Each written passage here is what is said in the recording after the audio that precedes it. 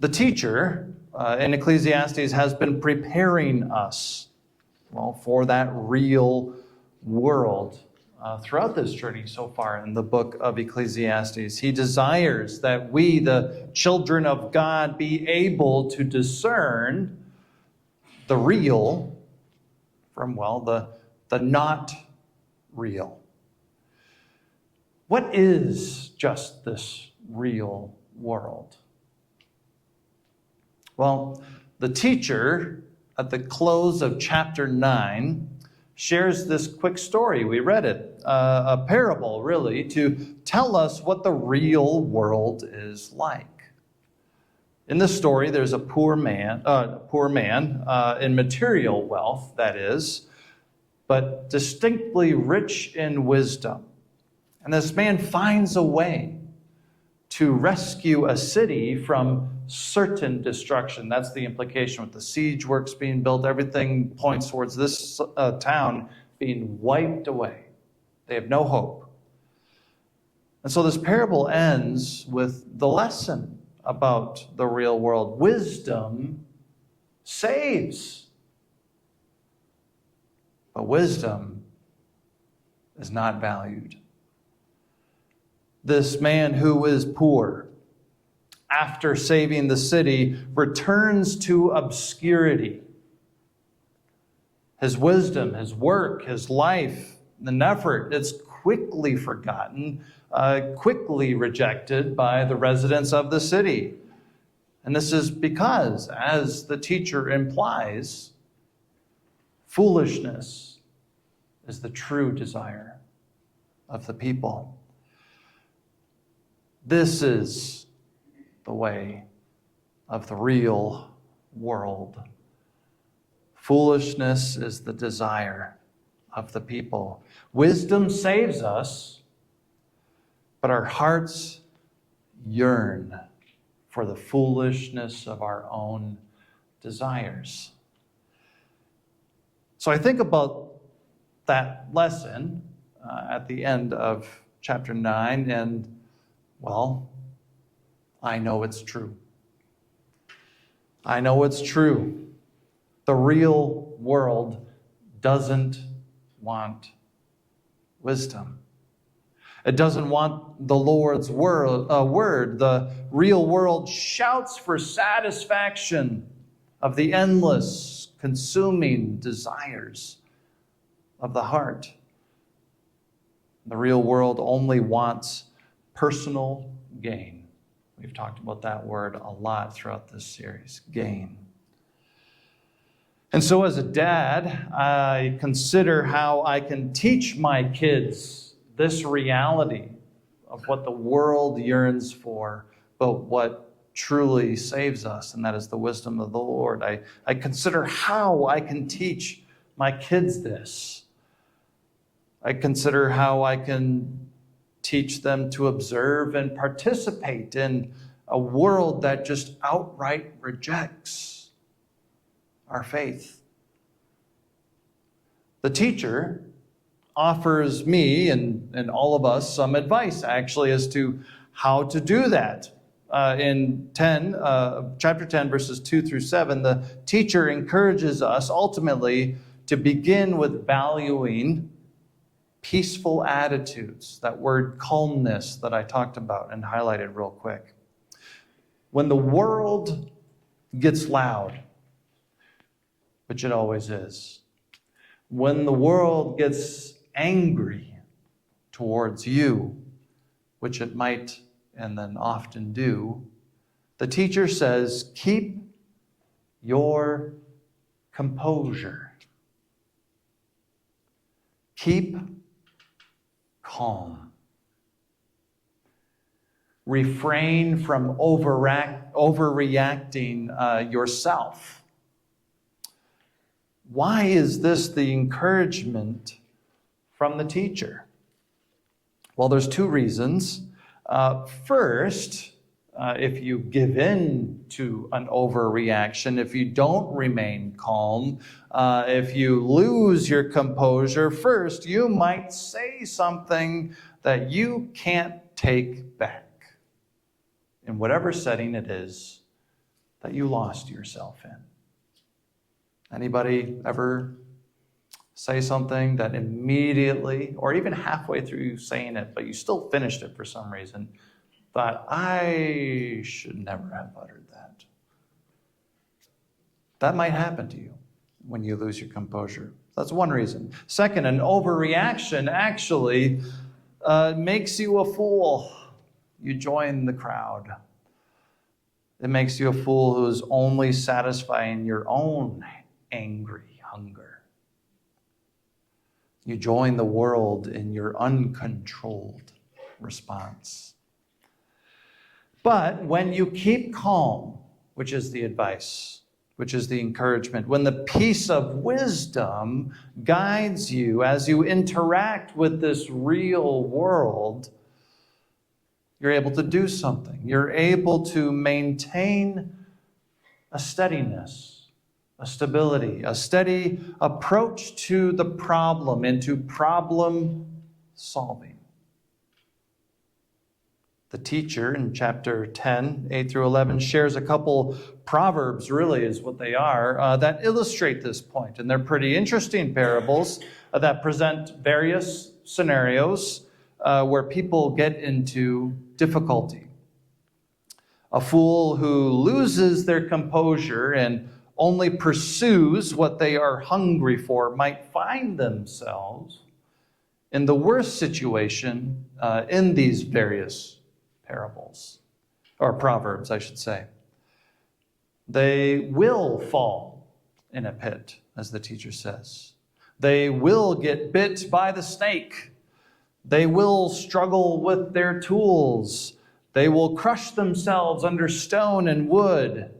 Essentially, the idea is that they will hurt themselves in their labor, whatever it is they're laboring at in this world. When you give into folly, you will hurt yourself. A mind, heart, and soul that values peace and wisdom will have greater success in overcoming each of those scenarios. A pit will be safely dug, so to say. Snakes will be safely navigated. Tools will be cared for and sharpened. Anyone try to use a dull axe on rather hard wood? Anybody? No? A couple of us, maybe. Dads, come on now, dads, right? A sharpened axe is worth it, right? If you have the wisdom to just pump the brakes, sharpen that axe, you're going to have a better outcome, okay? Work itself will be safer under the peaceful guidance of wisdom. Community life and interaction will be safer. Essentially, labor will yield fruitfulness. Now, there's something that bothers me as a father because it just bothers me as a person. And what bothers me is the frequency in which the calm, peaceful approach of wisdom is outright ignored by those out there in the world. Just what are they thinking? Anybody been saying that to their TV lately? Or to your phone as you're looking at updates about what's going on in the world or just the local community? Just what are they thinking? They're not thinking. The teacher tells us in verses 12 through 20. They're speaking. They're endlessly speaking. But they do not know what they are saying. The teacher shares in these verses that I just mentioned, 12 through 20, the many ways in which the real world talks about and goes about while actually serving itself. And the danger of a world that serves only itself is that things fall apart. And they fall apart frequently. Through laziness, the rafters sag. Because of idle hands, the house leaks. It's pretty messed up out there. That's the real world. And the world will not have it any other way. So verse 20, it's a figurative way of cautioning us once again to keep calm, to have peace, and to not overreact as the children of God, even in the private spaces of our own homes, because you never know who's listening and what could happen from an uncontrolled moment. So as a father, what I can take from this passage is the lesson of valuing peace and composure. I need this lesson because I'm the one interacting with the real world and protecting my family. That is a job that gives me anxiety. It keeps me up at night. I always thought when my parents said, "Oh, I was stressed out, I didn't sleep last night," I'm like, as a kid, I'm like, how come? What? You just close your eyes and you go to sleep, you know? And here I am opening my eyes at 3 a.m. going, I can't sleep. I'm an old man. I need this lesson. I need this lesson as a person, as a dad, and a husband, Kels. Don't worry. My kids need this lesson. Because someday they will be grown and independent and interacting with the real world without their dad there to protect and shelter them. Wise peace and composure will provide a fruitful environment for the many problems that will need to be solved. For staying safe from foolish mistakes in your work, in your relationships. For navigating foolish people, whoever. And for having a sense of stability, actually, amidst a world that rejects sense and stability. So wise peace and composure will provide a foundation for a life of faith, work that yields true fruitfulness. So what this passage also does for me is help me understand the truth and person of Jesus Christ. And let's go back to the first couple verses there that we read in chapter 9. Consider the poor in material wealth, but rich in wisdom person, who saved the city from certain destruction. And yet, when the dust settled, was rejected and forgotten. Is that not like the person of Jesus Christ? Born to Mary and Joseph in a stable, not welcomed by the children of God who have been apparently waiting generation upon generation for their Lord, Savior, and King. Born in a stable, laid in a food trough for barn animals. Raised as a simple carpenter, became a rabbi who called untrained disciples and ate with sinners. A person who submitted himself to the foolish authorities and was hung upon a shameful cross. Who died and was buried, and yet 3 days later rose from the dead as the living and victorious Savior and Son of God,